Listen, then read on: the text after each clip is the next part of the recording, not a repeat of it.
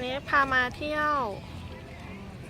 ที่ตั้มสุยกันนะคะ ตอนนี้อยู่ตรงฝั่งของ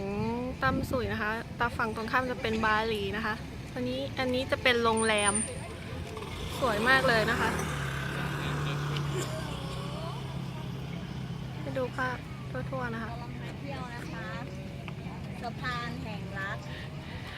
เป็นไงมีพิธีกรด้วยนะคะ ตอนนี้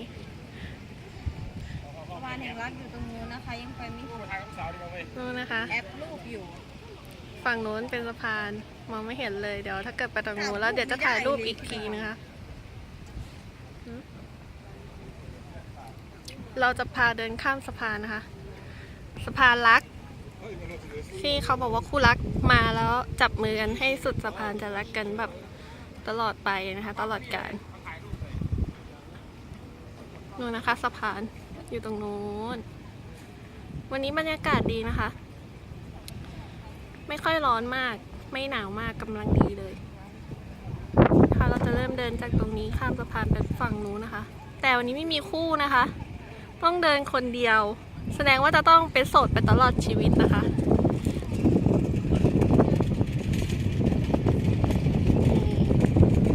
แล้วค่ะเดี๋ยวเราจะเดินไปที่สะพานแล้วเดี๋ยวถ่ายรูปให้ดูอีกทีหนึ่งนะคะ